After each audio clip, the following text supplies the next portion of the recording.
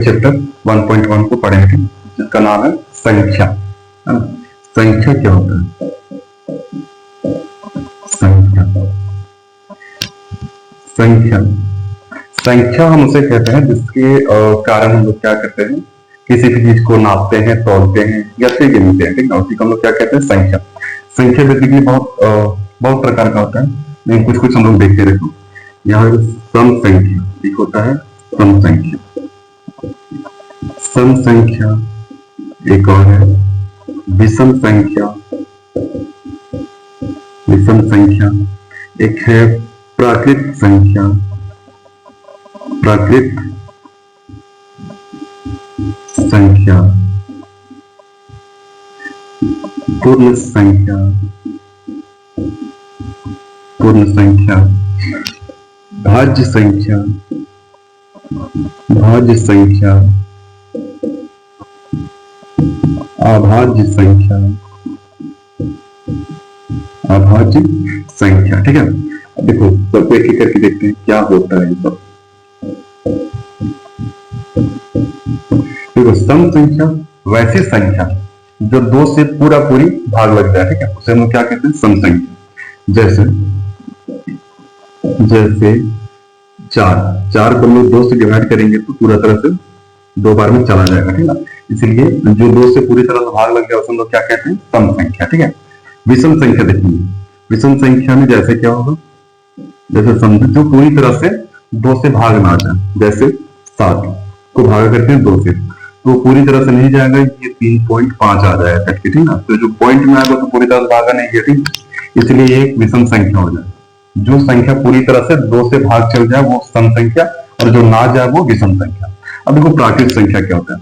प्राकृत संख्या वह संख्या जो 1 से स्टार्ट होती है, 1 2 3 4 डैश करके इन्फिनिटी, यानी कि अनंत तक जितना गिन सकते हैं वो सभी क्या है? प्राकृत संख्या, ठीक है। अब अगला देखो पूर्ण संख्या। पूर्ण संख्या क्या होता है? पूर्ण संख्या वह संख्या जो 0 से स्टार्ट हो, 0 1 2 3 4 डैश करके अनंत तक, ठीक है। ये हो गया पूर्ण संख्या, ये हो गया प्राकृत संख्या, ये हो गया विषम, और ये हो गया सम संख्या, ठीक है। अब देखते हैं भाज्य संख्या क्या होता है। भाज्य संख्या वैसी संख्या है जो 2 से अधिक संख्याओं से भाग लग गया। जैसे ध्यान देना, जैसे 9 को हम लोग 3 से भी डिवाइड कर सकते हैं, 3 3 9, ठीक है। 9 को हम लोग 9 से भी डिवाइड कर सकते हैं, 9 एकम 9, और 9 को हम लोग 1 से भी डिवाइड कर सकते हैं, 1 9 9, ठीक है। तो देखो ये 3 बार चला गया, ठीक है। तो जो 3 बार जा रहे हैं 2 से ज्यादा बार में जा रहा है, 2 से ज्यादा संख्याओं से जो भाग जाएगा उसे हम लोग क्या कहते हैं? भाज्य संख्या, है ना। और वैसी संख्या जो केवल खुद से, है ना, और 1 से भागा जाए उसे हम लोग क्या कहते हैं? अभाज्य संख्या। जैसे देखो 3 को हम लोग भागा कर सकते हैं 3 से, 3 एकम 3, और 3 को हम लोग किससे भागा कर सकते हैं? 1 से, 1 3 3, ठीक है। और 3 को 2 से नहीं जाएगा, ये देखो जाता है, 2 एकम 3 नहीं होगा, ठीक ना। इसलिए ये कितना बार जाएगा? फिर 2 ही बार, कि एक तो केवल खुद से और एक से, उसे हम लोग क्या कहते हैं? अभाज्य संख्या, ठीक है। ये संख्याओं का यूज है पूरा चैप्टर में, ठीक है। तो इतना सा उतारो पहले।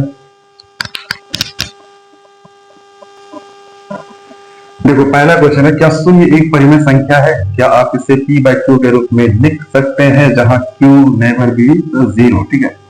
तो 0 एक परिमेय संख्या ही होता है बेसिकली, और संख्या रेखा पे जो भी संख्या आती है सभी क्या है? परिमेय संख्या ही है। यहाँ 0 1 2 3 4 इधर -1 -2 -3 -4, देखो संख्या रेखा पे क्या है? 0 है, ठीक है। तो शून्य एक परिमेय संख्या के ऐसे हम लोग p/q के रूप में लिख सकते हैं, तो हम लोग बड़ा वाला हाँ लिख सकते हैं, ठीक है। p/q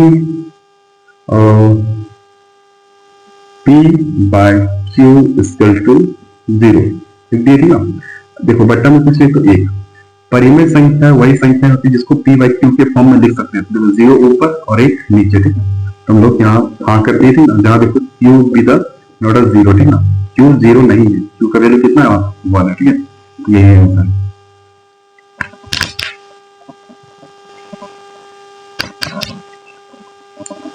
देखो दूसरा क्वेश्चन है, 3 और 4 के बीच 6 परिमेय संख्याएं ज्ञात करें, ठीक है। देखो कैसे होगा, 3 और 4 के बीच 6 परिमेय संख्या, ठीक है। तो देखो 3 और 4 दोनों के बीच कितना परिमेय संख्या ज्ञात करना है? 6। तो जब भी याद रखना 6 बोलते हैं अगर परिमेय संख्या ज्ञात करने के लिए, तो हम लोग एक एक्स्ट्रा जोड़ लेंगे और कितना? 7। अब देखो 7 का क्या करना है? 3 बट्टा में कुछ नहीं तो है क्या? 1 रहता है, ठीक है ना। किसी भी परिमेय संख्या के नीचे 1 रहता ही है अगर कुछ ना हो तो। इनटू अंश और हर दोनों में 7 से मल्टीप्लाई कर देते हैं, ठीक है। एक ये हो गया और इसका 4 बट्टा 1 इंटू 7 बट्टा 7, ठीक है।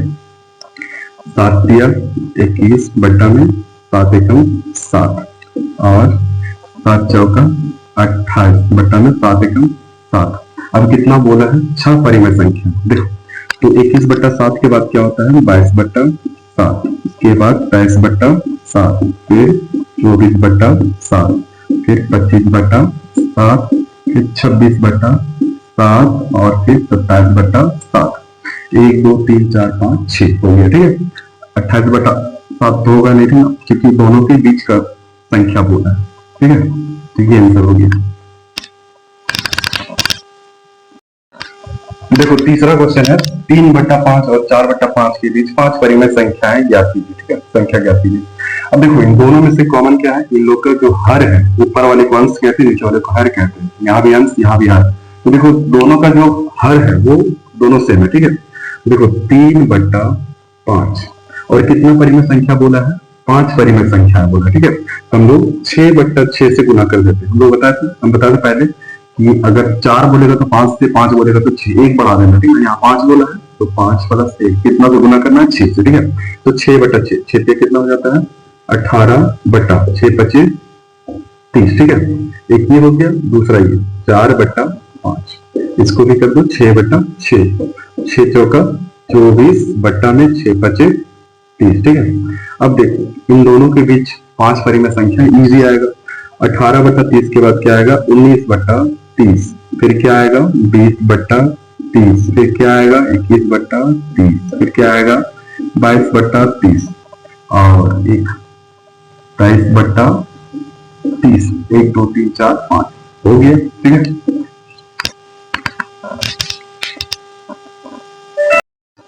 देखो अगला प्रश्न चौथा, निम्न कथन सत्य है या असत्य? अपने उत्तर का कारण दीजिए, ठीक है। अगर सत्य है तो भी कारण, असत्य है तो भी कारण बताना है। प्रत्येक प्राकृत संख्या एक पूर्ण संख्या होती है, तो बताओ ये सत्य है या असत्य? देखो ये सत्य है। अब क्यों सत्य है वो सुनो, ठीक है। तो प्रत्येक प्राकृत संख्या कितना से स्टार्ट होता है? 1 2 3 4 डैश डैश करके इनफिनिटी तक, ठीक है। और एक पूर्ण संख्या कितना स्टार्ट होता है? 0 से, 0 1 2 3 4 डैश डैश करके इनफिनिटी तक। तो यहाँ बोला क्या? प्रत्येक प्राकृत संख्या, यानी कि ये प्राकृत संख्या एक पूर्ण संख्या है, बिल्कुल है, क्योंकि पूर्ण संख्याओं में ही शामिल है प्राकृत संख्या। देखो बस, ठीक है, बताना तो पूर्ण संख्या में ही शामिल है तुम्हारा प्राकृत संख्या, लेकिन प्रत्येक प्राकृत संख्या में पूर्ण संख्या शामिल नहीं है, क्योंकि पूर्ण संख्या 0 से स्टार्ट होता है और प्राकृतिक संख्या यहाँ 1 से स्टार्ट होती है ना। इसका अगर अपोजिट किया जाए तो गलत हो जाएगा, लेकिन ये भी ठीक है, ठीक है। अगला देखो, प्रत्येक पूर्णांक एक पूर्ण संख्या होती है, तो ये क्या हो जाएगा? असत्य हो जाएगा, ठीक है। तो प्रत्येक पूर्णांक एक पूर्ण संख्या होती है, असत्य है, क्योंकि पूर्णांक तुम्हारा ऋणात्मक भी होता है, ध्यान देना। पूर्णांक तुम्हारा ऋणात्मक भी होता है, परंतु पूर्ण संख्या ऋणात्मक नहीं होता है। वो 0 1 2 3 4 से बढ़ते बढ़ते इनफिनिटी तक जाता है, ठीक है। लेकिन यहाँ बोला क्या? प्रत्येक पूर्णांक, तो पूर्णांक तो ऋणात्मक भी होता है, लेकिन बताओ पूर्ण संख्या की ऋणात्मक होता है? पूर्ण नहीं होता, ठीक है। तो ये क्या हो जाएगा? असत्य हो जाएगा। अब अगला क्वेश्चन है, प्रत्येक परिमेय संख्या एक पूर्ण संख्या होती है। प्रत्येक परिमेय संख्या एक पूर्ण संख्या होती है, तो ये बात भी असत्य है। अब सुनो क्यों असत्य है, ध्यान से। परिमेय संख्याओं, प्रत्येक परिमेय संख्या एक पूर्ण संख्या, गलत बात, क्योंकि पूर्ण संख्या में परिमेय संख्या भी आता है और अपरिमेय संख्या भी आता है। देखो परिमेय संख्या क्या हो जाएगा? 2 हो जाएगा, 3 हो जाएगा, 4 हो जाएगा। अपरिमेय संख्या एक लेते हैं, √2 √3, ये सब क्या है? अपरिमेय संख्या। तो दोनों में पूर्ण संख्या में परिमेय भी है और अपरिमेय भी है, इसलिए प्रत्येक परिमेय संख्या एक पूर्ण संख्या, ये कहना गलत है, ठीक है।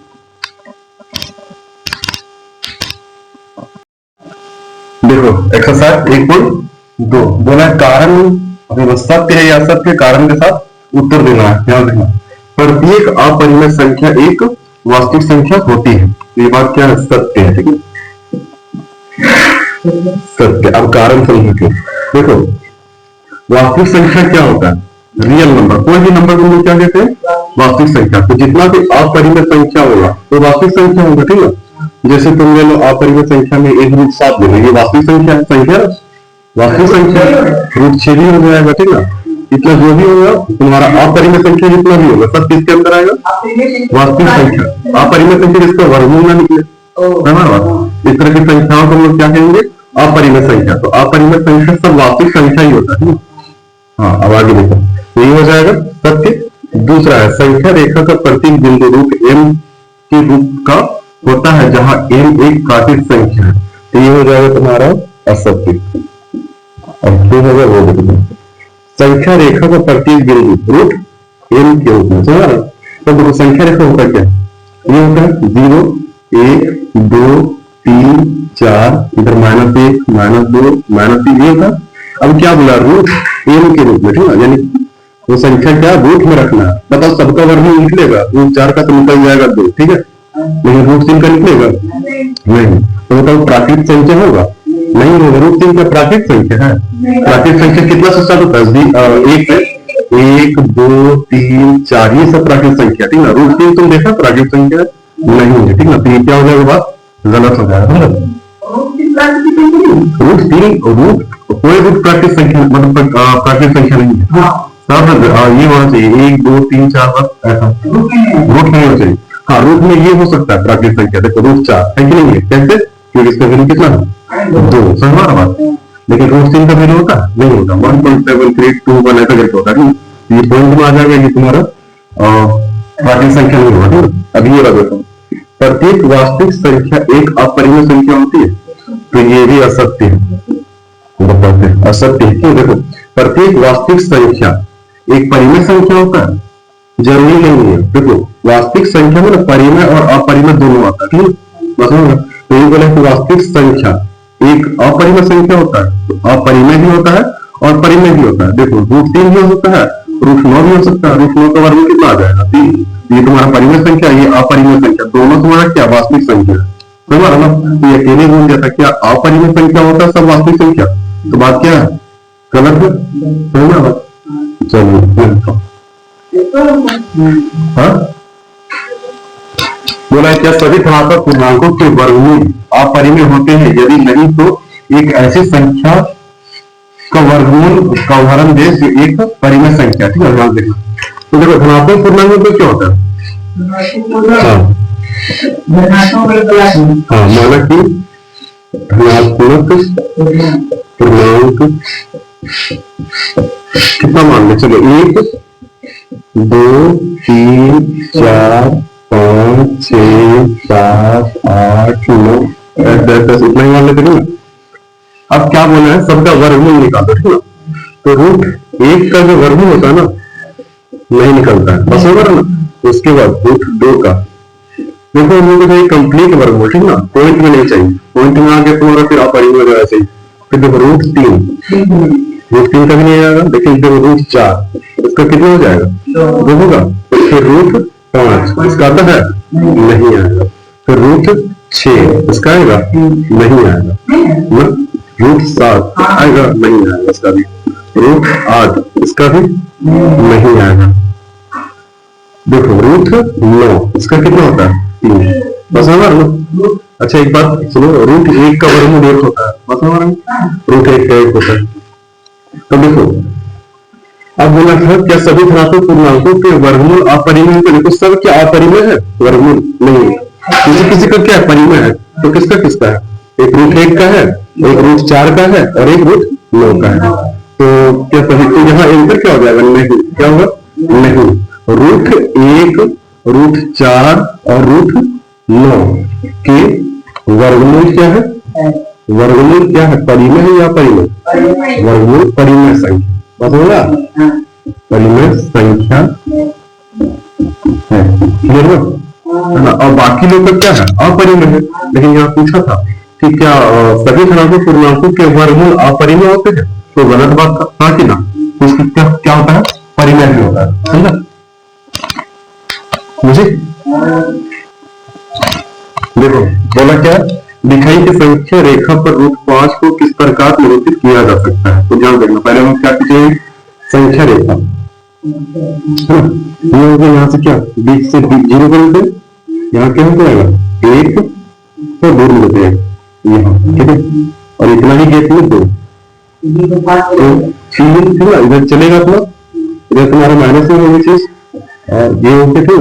अब बोला रूट 5 को किस तरह दिखा सकते हैं? तो ये देखो यहाँ पे 1 होगा, तो यहाँ उत्तर कर देते हैं ना, और ये कितना डिग्री में बना देंगे 90 डिग्री, और फिर इसको यहाँ मिला देते हैं ना, तो यहाँ से लेकर यहाँ तक का दूरी कितना है, 1 है, देखिए, और यहाँ से यहाँ तक मान ली कितना 1, समझ बात, और इसका नाम दे दिए ए, ये बी और ये सी, ठीक है। अभी मतलब कौन सा त्रिभुज होगा, समकोण त्रिभुज ना, इसका स्क्वायर कर देंगे तो किसके बराबर होगा, इसके स्क्वायर के बराबर होगा, हाँ कि ना। हम लोग लिख सकते हैं कि ए सी स्क्वायर इसके टू ए बी स्क्वायर, अच्छा ए सी है ना, ए सी स्क्वायर इसके to A B square plus B C square होगा, इसका स्क्वायर और इसका स्क्वायर करने पे इसके स्क्वायर के बराबर होता है, क्या करते हैं। अब देखो ए सी स्क्वायर इसके टू ए बी कितना है, 1 है, 1 का स्क्वायर कर दे प्लस बी सी कितना है 1 है, 1 का भी क्या करते हैं स्क्वायर। अब ए सी स्क्वायर इसके टू 1 का स्क्वायर कितना 1 प्लस 1 का 1, ए सी स्क्वायर इसके टू कितना होगा 1 2, स्क्वायर कटेगा क्या लग जाएगा रूट लगेगा, ये कितना आ गया रूट 2 आया। अब देखो इसको बढ़ाते हैं ऐसे ऐसे, अब ये भी कितना हो जाएगा 90 डिग्री, और यहाँ भी कितना हो जाएगा 1 हो जाएगा, ठीक है। फिर इसको मिला देना तो दूरी जाएगी, ठीक है ऐसा, हाँ यहाँ पे मिला देना। अब देखो ए सी और इसमें क्या नाम देते डी, है ना। अब देखो फिर कौन सा त्रिभुज देखना है, त्रिभुज ए, अच्छा डी ए सी में, डी ए सी में, ठीक है, और यहाँ मिल जाता त्रिभुज ए बी सी में, ठीक है, यहाँ तक आया। अब देखो इसमें क्या हो जाएगा, तुम्हारा इसका जो स्क्वायर होगा ना, वो इसका वर्ग के बराबर हो जाएगा, ठीक है। यहाँ पे लिखे होंगे D C square equal to A D square, देखिए A D square plus A C square होगा। अब देखो ये तुम्हारा क्या बन गया कर्ण, और ये क्या बन गया ऊंचाई, और ये आधार होगा। अब देखो D C square equal to A D कितना ए डी, एक है, एक का स्क्वायर करेंगे फिर प्लस ए सी कितना, देखो ए सी रूट 2 है ना, रूट 2 लिखेंगे, इसका क्या कर देंगे स्क्वायर। अब देखो ये क्या है डीसी है, डीसी स्क्वायर इक्वल टू 1 का क्या होता है 1 होता है प्लस रूट 2 का कितना हो जाएगा रूट 4 होगा, और रूट 4 का वर्गमूल कितना होगा इधर लिख देते हैं। अब देखो क्या 1 होगा प्लस कितना हो जाएगा 2 होगा, अब डीसी स्क्वायर इक्वल टू कितना हो जाएगा 3 होगा, 3 आके स्क्वायर काटेंगे तो रूट लग जाएगा, समझ रहा। अब ये कितना आ गया रूट 3, ठीक है। फिर इसको बढ़ाएंगे, बढ़ा देंगे, हाँ, और फिर इसको मिला देंगे, समझ रहा ना।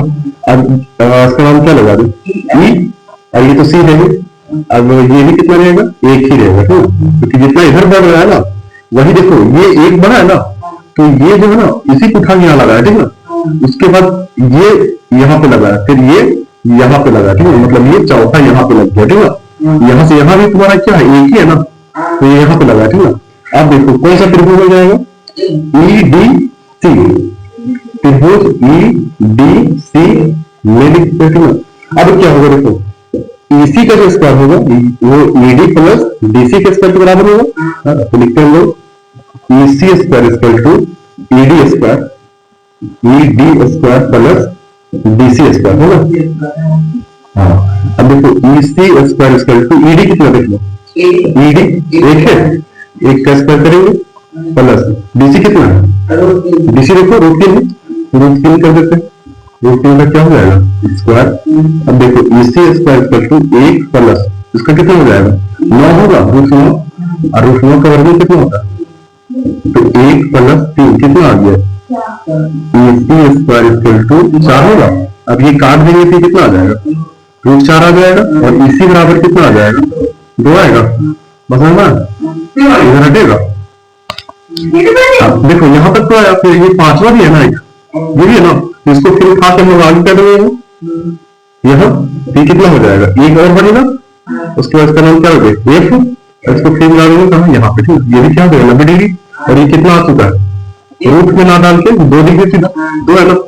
अब देखो क्या हो जाएगा, त्रिभुज एफ ई सी में, त्रिभुज एफ ई सी में देखो क्या हो जाएगा, ये देखो एफ सी तुम्हारा क्या है कर्ल है ना, तो एफ सी स्क्वायर इसका क्या हो जाएगा F E square, F E square plus E C square है ना, ई सी स्क्वायर। अब देखो एफ सी का तो पता नहीं है, लेकिन एफ ई पता है, एफ ई कितना है एक है, तो एक का क्या कर देंगे स्क्वायर, फिर प्लस ई सी कितना है, देखो ई सी 2 है, तो 2 का क्या कर देंगे हम लोग स्क्वायर, तो F C square equal to एक का स्क्वायर 1 प्लस 2 का स्क्वायर 4।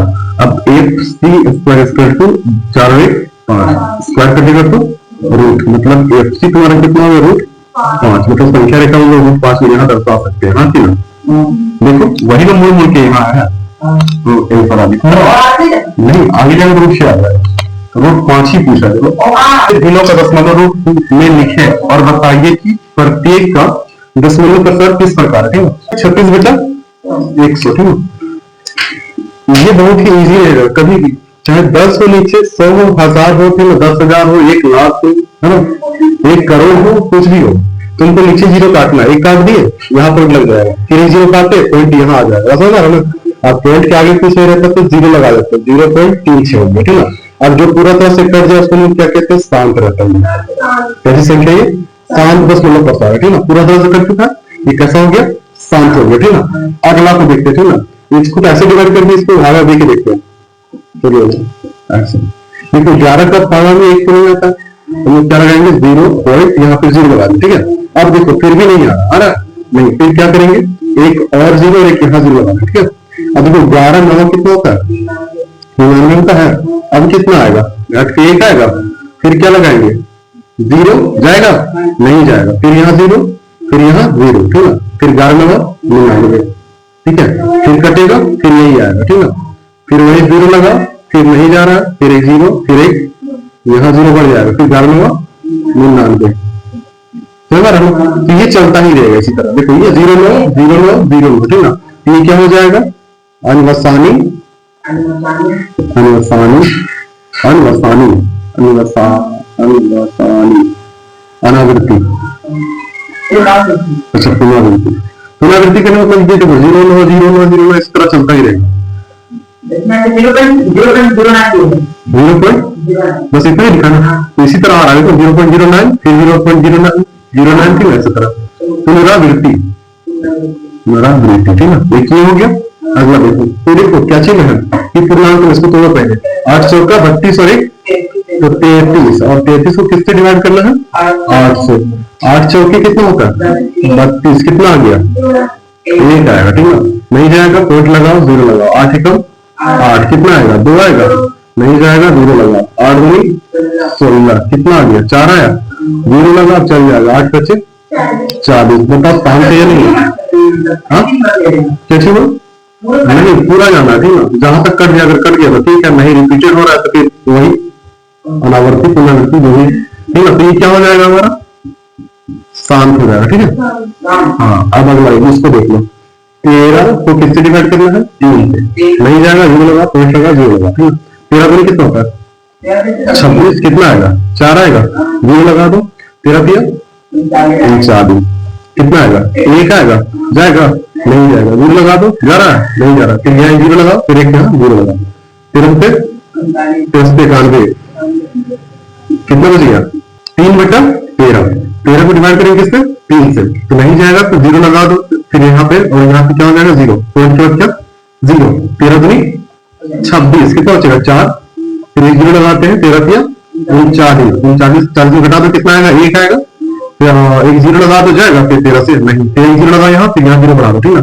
13 से फिर 91 में 100 घटा दो कितना आएगा 9, अब 9 फिर नहीं आ रहा कितना लगाएंगे फिर 0, फिर 13 6 कितना हो जाता है 78, कितना बच गया 12, 120 हो गया जीरो लगाने पर। उसके बाद 13 का पाना कितना हुआ, 9 हुआ। 13 9 117, 117 कितना बच गया, 3 बचा। फिर एक जीरो लगाएंगे। अब देखो ये वाला सेम टू सेम है नीचे, मतलब अब ये दोबारा फिर रिपीट होगा। यहाँ 2 होगा, 3 होगा, 0 होगा, 7 होगा, 6 होगा, 9 होगा, ठीक ना। इसी तरह फिर रिपीट हो जाएगा, ठीक ना। इसलिए लोग फिर नहीं लगाएंगे। ये क्या हो जाएगा तुम्हारा, फिर अनवसानी पुनरावृत्ति हो जाएगा। स्वाहा।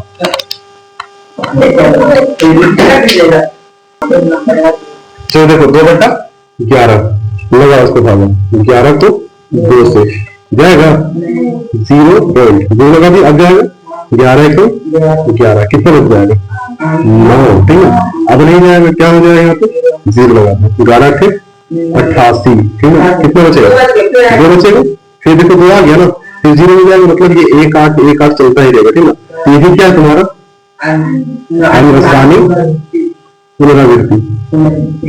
पुनरावृत्ति मतलब दोबारा आते ही रहेगा, ठीक है। ये ऐसा फिर ऐसा फिर ऐसा ही चलता रहेगा। अब ये बहुत ज्यादा बड़ा संख्या है, डरना इसमें है नहीं, ठीक है। देखो 3 2 9 बट्टा में क्यों 4 0 ठीक है। 400 भागा लगाना बड़ी मुश्किल हो जाता है, ठीक है। 100 भागा लगा सकते हैं, 1000 लगा सकते हैं, है ना, उससे अच्छा रहेगा, ठीक है। इसलिए लोग इसको करेंगे क्या, तो पानी कर दो, 25/25 से गुना कर दो, अच्छा रहेगा। देखो 25 चौका कितना होता है, 100 होता है। 25 चौका 100 हो जाएगा, 2 0 लगा दिए। अब 25 से इसको गुना कर दो, 25 से गुना करो, कितना हो गया 82 25, बस होगा ना। देखो 0 काटेंगे यहाँ, 0 काटेंगे यहाँ, 0 काटेंगे यहाँ, 0 काटेंगे तो यहाँ, तो फिर क्या आ गया 0.822 और 5, तो क्या हो गया 7, बस होगा ना। तो आसान क्या था, भागा करना, एक गुना करना। तो देखो कभी भी कोशिश करना कि नीचे में जो भी टर्म है ना, उसको चाहे तो 100 में बदलो, 1000 में बदलो, 10,000 में बदलो, 1 लाख में बदलो, कोई प्रभाव नहीं पड़ेगा, ऊपर नीचे सेम चीज से गुना करनी है। हाँ चलो देखो, आप जानते हैं कि 1/7 इक्वल टू 0.142857 है। वास्तव में लंबा भाग दिए बिना क्या आप यह बता सकते हैं कि 2/7, 3/7, 4/7, 5/7 और 6/7 के दशमलव प्रसार क्या है? यदि हाँ तो कैसे? देखो वास्तव में भाग नहीं देना, ठीक है। हम लोग को ये दिया गया है, इसी से हम लोग काम निकाल देंगे। क्या दिया गया है, 1/7 equal to 0.142857 to the power recurring. इसका मतलब होता है ना, देखो इसको लोग रेकरिंग कहते हैं। क्या कहते हैं, रेकरिंग। इसका मतलब ये होता है ना कि इसके बाद जो होगा वो रिपीटेड होगा, फिर 1 आएगा, 4 आएगा, 2 आएगा, 8 आएगा, 5 आएगा, 7 आएगा, ठीक है। ये 1/7 हो गया। ये 2/7, बताओ हमको, ये 2/7 क्या 2 into 1/7 हो सकता है ना, क्योंकि 2 into 2 अपॉन 7, ठीक ना, यानी कि 2 एकम 2 बट्टा में 7 होगा, है ना। 1/7 से गुना हुआ होगा 2 से, तभी 2/7 आया होगा, हाँ कि ना। अब ध्यान से देखना क्या है, 2 गुना गुना लिखे। अब 1/7 का जो वैल्यू है ना, हम लोग को पता है, देखो, हाँ कि ना। इसी को लिख देते हैं 0.14285 बस ना।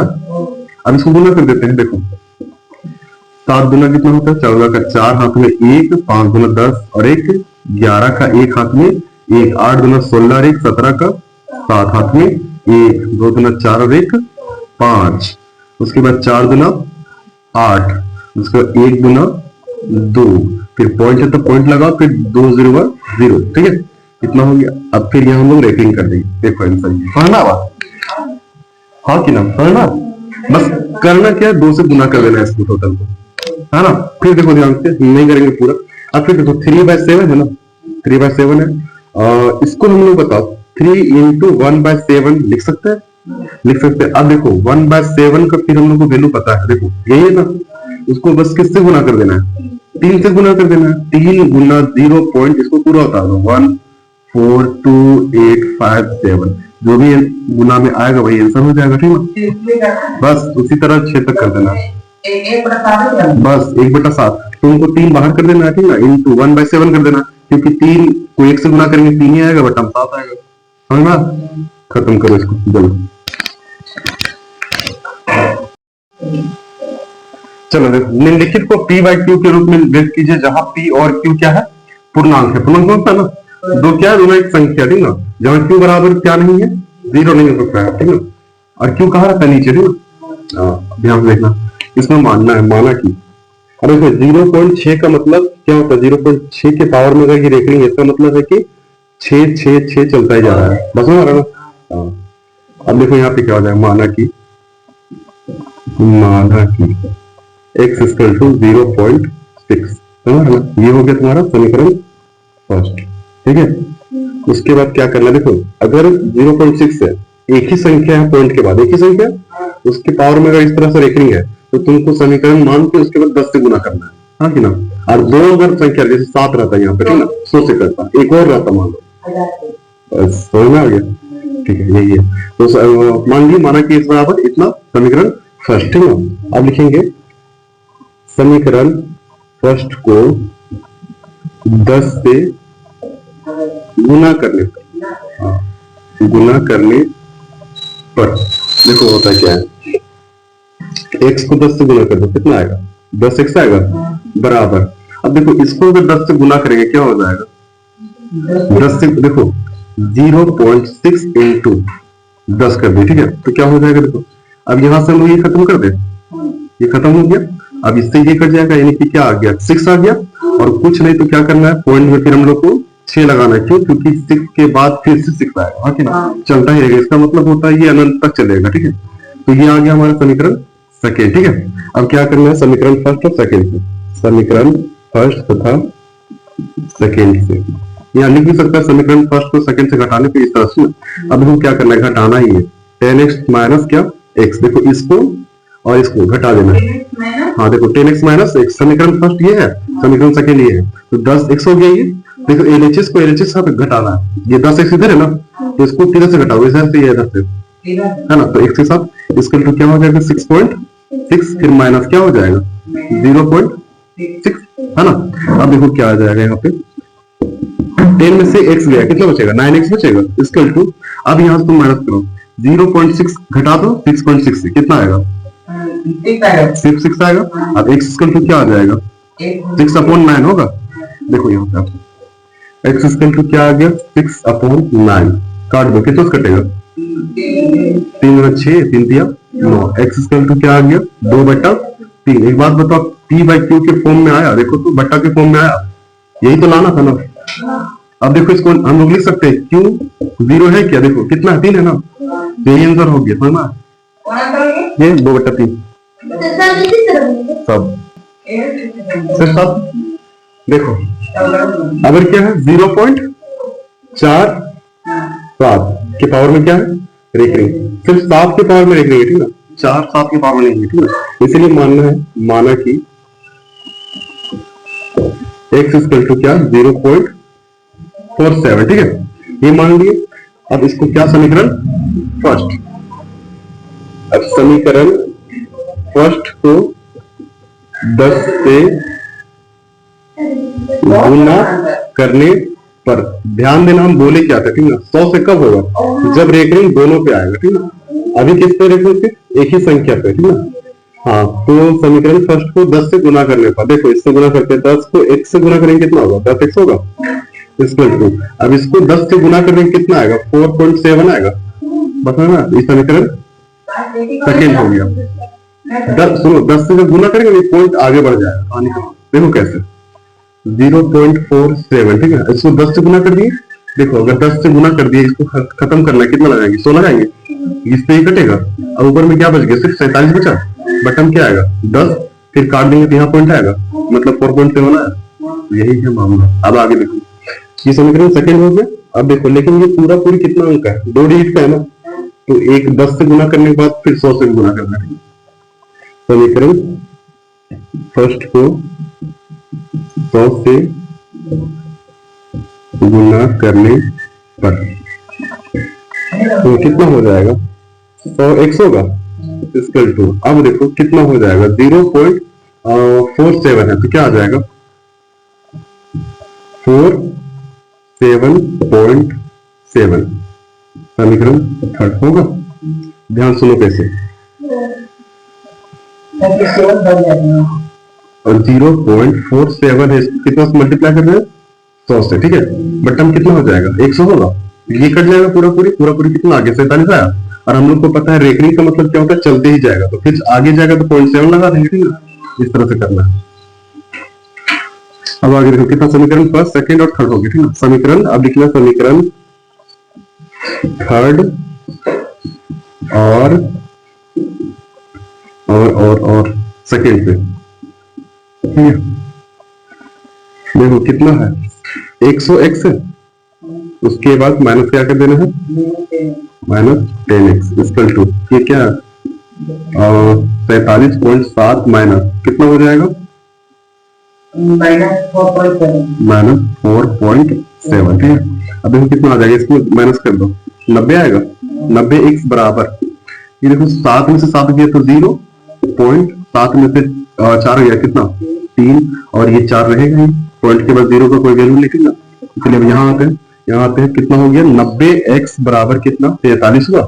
अब x बराबर कितना हो जाएगा 43/90, कटेगा तो काट देना है, नहीं तो छोड़ देना, ठीक है। और ये साइन लगाना, सुनो ये साइन जरूर लगाना, ठीक है। ये वाला तो नंबर कट जाएगा। हाँ दोनों तरफ अगर संख्या है तो ये वाला लगा देना, समझ में बात। तो ये तुम्हारा आंसर हो गया। यहाँ भी देख लो q बराबर क्या 0 है, q बराबर 0 है क्या 90 है ना।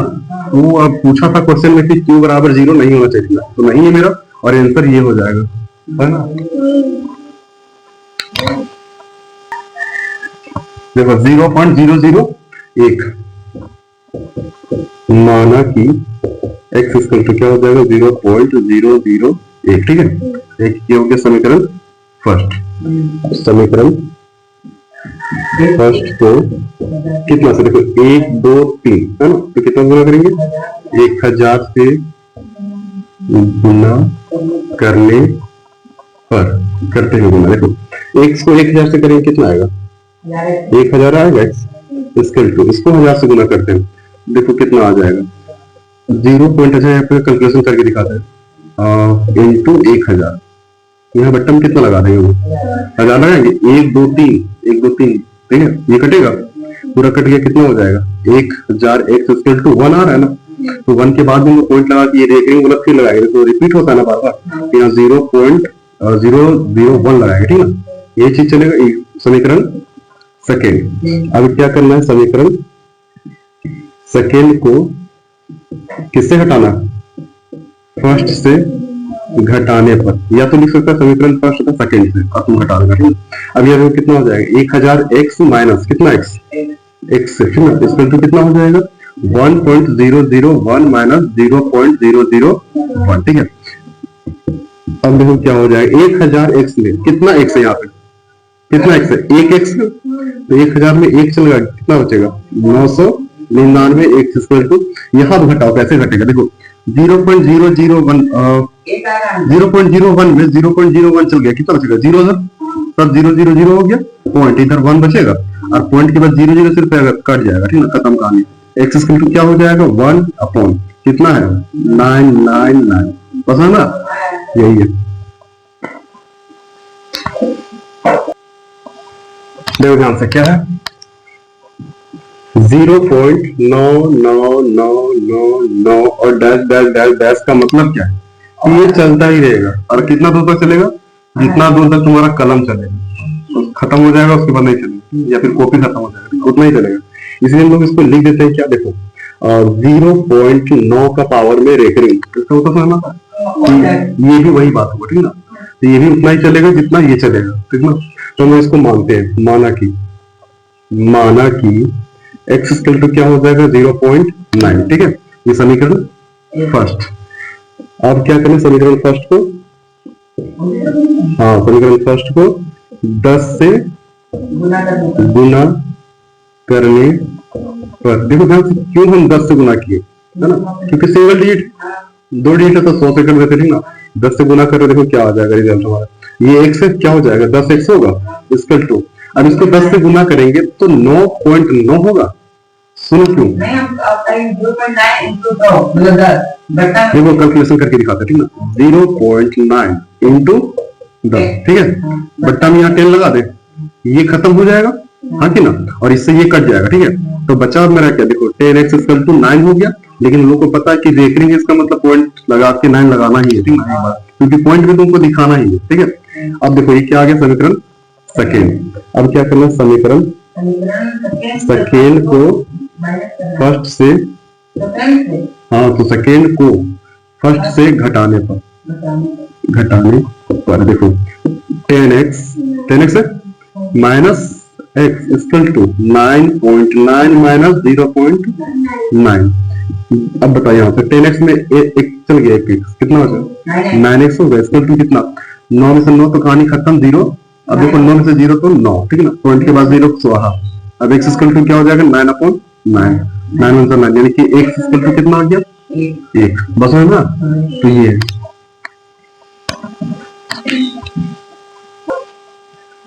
देखो ध्यान से 1/17 के दशमलव प्रकार के अंकों की पुनरावृत्ति खंड में अंकों की अधिकतम संख्या क्या हो सकती है।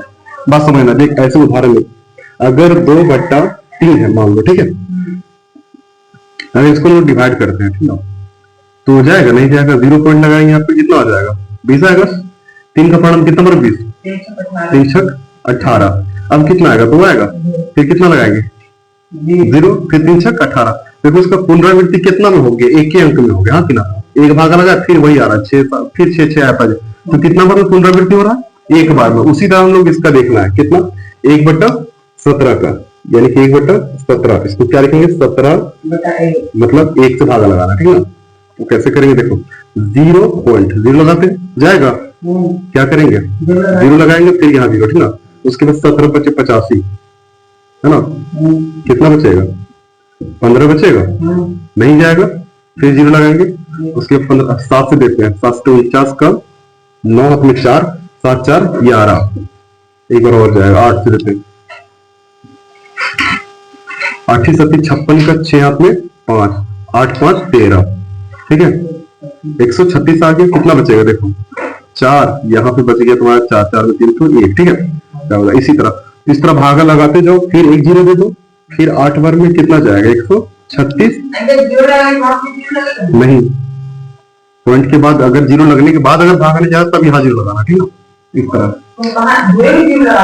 एक 4 आया यहाँ से, उसके बाद नहीं जा रहा तो 0 लगा दो, अगर फिर भी नहीं आता तो यहाँ 0 लगा के फिर यहाँ 0, ठीक ना, इस तरह से। अब देखो 140 आ गया, फिर 8 बार में कितना हो गया 136, अब कितना आएगा यहाँ पे 4 आएगा, अब 0 लगा सकते हैं, फिर भी अगर नहीं आता तब वहां 0 और फिर यहाँ 0, ठीक है।